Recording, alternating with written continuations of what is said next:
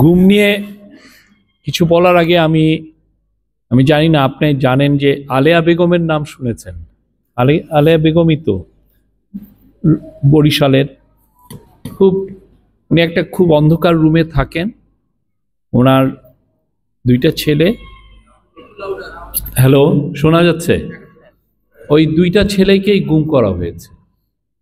ওনার কেউ নাই। ওনার বড় ছেলের বউ তার সাথে থাকতেন, উনিও চলে গেছেন। তো আমি ওনাকে জিজ্ঞেস করলাম যে অন্ধকারে আপনি কেন থাকেন? কয় যে কি, হয়তো একদিন আলো আসবে, একদিন আমি দেখতে পাবো। এই বিএনপির যারা ছেলেরা তার জন্য কিছু চাঁদা উঠে ওনাকে দেয়, উনি ওই আশায় আছেন। কয় যে আমি যেন বেঁচে থাকি, আমি যেন একদিন আমার ছেলের মা ডাকটা শুনি। ভয়াবহ গল্প ওনার। আমি জানি না উনি ঢাকায় আসছেন কিনা। উনি যদি আসে, আমার মনে হয় যে ওনার সাথে আবার একটু দেখা করে ওনার সাথে কথা বলার খুব ইচ্ছা। কেননা আমি জানি ওনার যে গুমের যে এটা এটা আমার যে কেন যেন মনে হয় যে এটার সাথে র্যাব বা ওই সময়ের একজন নাম, আমি এখন নামটা বলবো না, সে সরাসরি জড়িত। সে ওই জায়গার থেকেই আসছে। শুধুমাত্র যে রাষ্ট্রকে করে, রাষ্ট্রকে সামনে রেখে পুরো একটা ক্রিমিনাল এন্টারপ্রাইজ হয়েছিল বাংলাদেশে। হাসিনাকে সামনে রেখে একটা ভয়াবহ রকমের মাফিয়াতন্ত্র, একটা ক্রিমিনাল এন্টারপ্রাইজ। সবাই যে যার মতো খুন করছে আর উনি লেজিটিমাইজেশন দিচ্ছেন। গুম হচ্ছে, লেজিটিমাইজেশন দিচ্ছেন। মানে এই যে একটা ভয়ঙ্কর একটা সময় আমরা পার হয়ে গেছি, এটা আমরা বুঝিই নাই। এবং এইটার সত্যিকারের বিদ্রোহর প্রথম ডাকটা মায়ের ডাক দিয়েছে। এই পুরো গভর্নমেন্ট যে একটা লেজিটিমেসি নাই, এটা যে ডিলেজিটিমাইজ একটা গভর্নমেন্ট, তার পুরোটাই যদি একটা ক্রিমিনাল এন্টারপ্রাইজ। এই যে কিছু কিছু মানুষ তাদের স্বজন হারার বেদনা নিয়ে, তাদের স্বজনদের ছবি নিয়ে দাঁড়িয়ে থেকে প্রথম জানান। প্রথমে ওনারা 2-3 জন ছিলেন, আমরাও আসতে সত্যিকার অর্থে সংকোচ হতো। সাংবাদিকরা, অনেক সাংবাদিক, গভর্নমেন্টের প্রো গভর্নমেন্ট সাংবাদিকরা আমরা দেখেছি, তাদেরকে নিয়ে হাসাহাসি করত। গভর্নমেন্টের তরফ থেকে যারা একদম ভদ্রলোক, যাদের অনেক ডিগ্রি আছে, তারা পর্যন্ত তাদের এই যে ভূমধ্য মহাসাগরে যে ওরা হারিয়ে গেছেন, ডুবে মারা গেছে, অনেক গল্প করত। কি যে ভয়াবহ একটা আমরা টাইম গেছে। এবং এই যে জুলাই আগস্ট যাই বলেন, সব কিছুর অনুঘটক এই আন্দোলন। মায়ের ডাককে সত্যিকার অর্থে আমি এজ এ ফর্মার জার্নালিস্ট মনে করি মায়ের ডাককে স্বাধীনতার পদক দেওয়া উচিত। আপনারা যারা এই যে লড়াই করছেন, আপনাদের লড়াই থেকেই এই পুরো লড়াইটা ছড়িয়ে গেছে পুরো বাংলাদেশের প্রত্যেকটা ইউনিভার্সিটিতে। আপনাদের যেই স্বজনহারা যে ছবিগুলো নিয়ে আমাদের বাবা মারাও জেনেছেন যে না, আমার ছেলে মেয়েরাও হারিয়ে যেতে পারে, বাট এই রেজিমকে আমরা নামাবো। তারা ইন্সপায়ার্ড হয়েছেন আপনাদের প্রত্যেকটা দাঁড়ানো থেকে। খুবই ছোট, আপনারা ভাবছিলেন যে আমরা যা করছি এটা কি মানুষ দেখছে, তো আসলে সত্য কি, সমস্ত বাংলাদেশ দেখছিল। আপনাদের দ্বারা সবাই ইন্সপায়ার্ড হয়েছিল এবং পৃথিবী দেখছিল। এবং তার ফলে দেখেন সেই 10ই ডিসেম্বর 2021 সালে ইউএস এই র্যাবের উপরে স্যাংশন দেয়। ওই প্রথমবারের মতো তারা আসলে ভয় পায়। এরপরে কিন্তু দেখেন এক্সট্রা জুডিশিয়াল কিলিংও কমে গেছে, গুমও একদম 1-2টা বোধহয় হয়েছে না হওয়ার মতো। তো এই জায়গাগুলো মানে মায়ের ডাক বা গুম নিয়ে যেই কাজগুলো আপনারা করেছেন, সেটা পুরো জাতিকে জাগিয়ে তুলেছে। এবং জাতির মানে একটা গভর্নমেন্ট কি হওয়া উচিত আর একটা গভর্নমেন্ট কি, সেটা জানতে পেরেছে। যে এই যে একটা ক্রিমিনাল এন্টারপ্রাইজ, শেখ হাসিনা যে একটা বড় রকমের মাফিয়াতন্ত্র চালাচ্ছেন, এবং তার সাথে তো 1-2টা না, কয়েকশো বা কয়েক হাজার লোক একসাথে জড়ো হয়ে এই ক্রিমিনাল এন্টারপ্রাইজে জয়েন করেছে। আপনি দেখেন র্যাবের এরা ওনারা অন্ধ হয়ে, পুরো একটা গ্রুপ অফ পিপল অন্ধ হয়ে গিয়েছিলেন যা করতেছে সেটা। মানে এই কোথায় মানে এটা কেউ যদি ফিরে দেখে যে বাংলাদেশটা কি এইরকম কি একটা ভয়ানক একটা ক্রিমিনাল এন্টারপ্রাইজ কি চলে পৃথিবীতে। আমি আবার বলতে চাই, বাংলাদেশে যে সমস্ত জায়গায় গুমে যারা জড়িত ছিল, তারা জীবনে পলিটিক্সে ফিরতে পারে নাই। এবং হাসিনার সাথে যারা গুমে জড়িত ছিল তারা জীবনে বাংলাদেশে পলিটিক্সে ফিরতে পারবে না, তাদের জন্য পলিটিক্স হবে না। আপনি আর্জেন্টিনায় দেখেন, আপনি চিলিতে দেখেন, আপনি পেরু বা অন্যান্য ওই পুরো ল্যাটিন আমেরিকা দেখেন, কেউ গুম করে পার পায় নাই, বাংলাদেশেও পার পাবে না। প্রত্যেকটা গুমের অ্যাকাউন্ট নেওয়া হবে, প্রত্যেকটা গুমকে আমরা ধরে রাখবো এবং এই গল্পগুলো পুরো বাংলাদেশের আকাশে বাতাসে থাকবে, ওয়ালে ওয়ালে থাকবে। আপনি যেরকম ওয়ালে ওয়ালে সবাই ছেলেমেয়েরা লিখে দিয়েছে আমি কে তুমি কে, বিকল্প আমি তুমি আমরা, সেরকম আপনাদের গল্পগুলো সব জায়গায় লেখা হবে।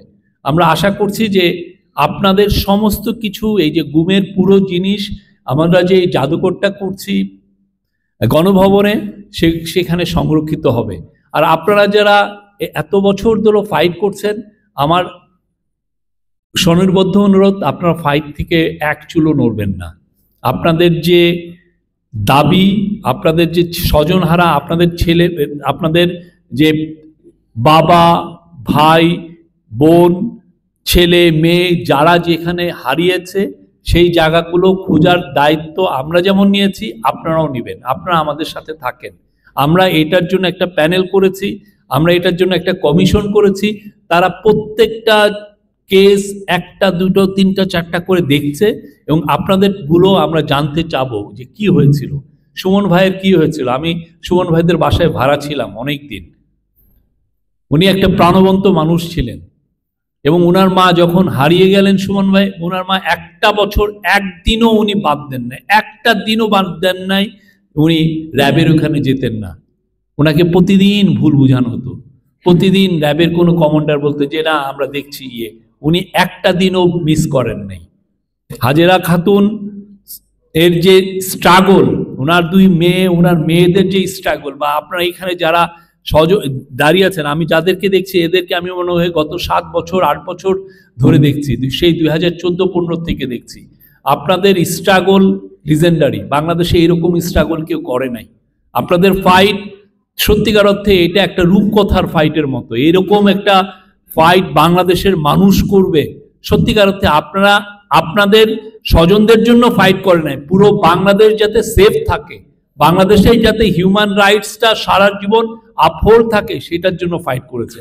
বাংলাদেশকে আপনারা একটা নিরাপদ জায়গা বানানোর লড়াইয়ে ছিলেন এবং সেই লড়াইটা এখনো জারি আছে। আমরা আশা করি এটা আপনার সামনে আরো জারি রাখবেন। আমাদের গভর্নমেন্ট আসার পরে আপনারা জানেন যে গুম বিরোধী আমরা ইন্টারন্যাশনাল কনভেনশনে সাইন করেছি, একটা প্যানেল কাজ করেছে, প্যানেল কমিশন কাজ করছে এবং তারা যে সমস্ত গল্প এসে বলছে, তারা কিছুদিন আগে প্রফেসর ইউনূসের সাথে কথা বলছিলেন, সেখানে আমরা যেই ঘটনাগুলো দেখছি যে প্রথমত আমরা তো হিউম্যান রাইটস গ্রুপগুলো বাংলাদেশি, তারা বলতো যে 600-700 জন গুম হয়েছে। এখন ওরা বলছে যে 1600 থেকে 2000 জন ওরাই পাচ্ছে যে কমপ্লেন, এবং তাদের মনে হয় সব মিলে, বিকজ অনেকে এখনো ভয়ের চাদরে ঢাকা আছে, ভয়ের থেকে বের হতে পারছেন না এবং এই ভয় 1-2 করে আসছেন। আমরা যেটা ধারণা করছি, ওরাও ধারণা করছে যে এই গুম হওয়া মানুষের সংখ্যা 3.5 থেকে 4.5 মতো হবে। ভয়াবহ নাম্বার। আপনি বুঝেন কি ভয়াবহ একটা ক্রিমিনাল এন্টারপ্রাইজ তারা চালিয়েছে। এবং এই পুরো কাজটার মূল উদ্দেশ্যটা কি ছিল?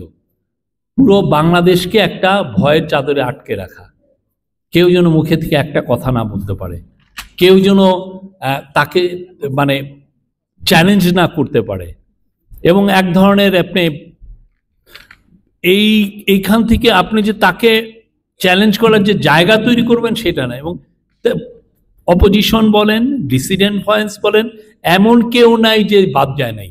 এবং পরবর্তীতে যেটা হয়েছে যে লোকগুলো এই কাজগুলো করছেন তারা দেখলেন যে এটা তো করা যায়, তখন তারা নিজের পার্সোনাল ইন্টারেস্টেও অনেককে গুম করেছেন।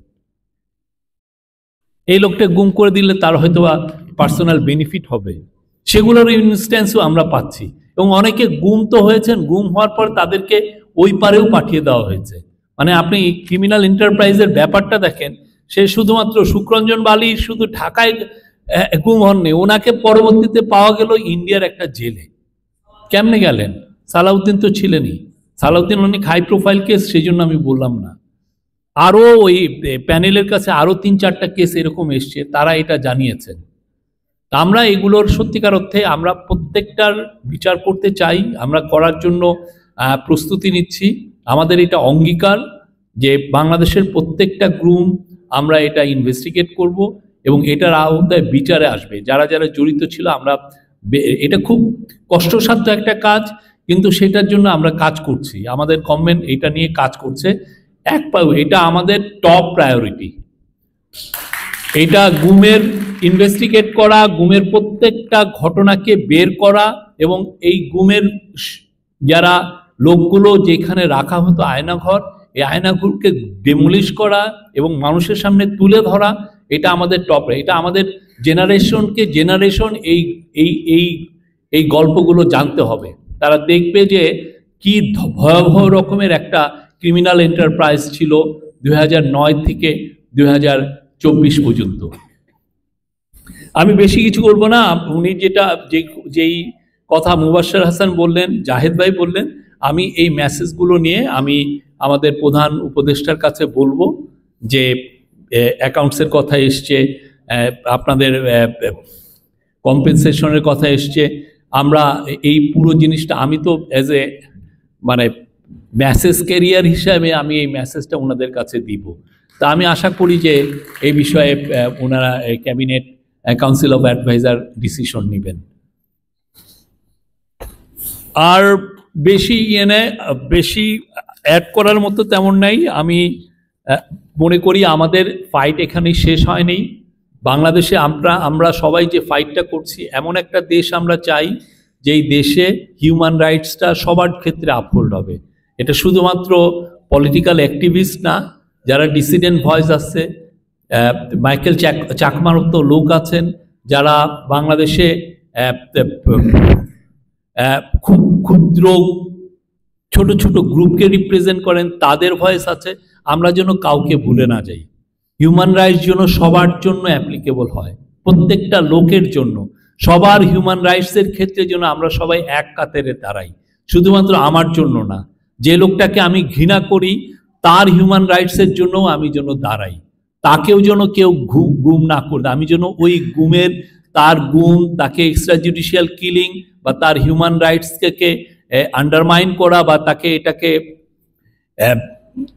হিউম্যান রাইটসটাকে হার্ম করা, সেই জায়গায় যেন আমরা কোনো সম্মতি উৎপাদন না করি। আমরা গত 15 বছর এটা দেখেছি যে যখনই কেউ গুম হয়েছেন, এই গুমটাকে জাস্টিফাই করার জন্য আমাদের যারা অনেক জ্ঞানী গুণী লোক, এরাও এটাকে এইটাকে সম্মতি উৎপাদন করেছেন।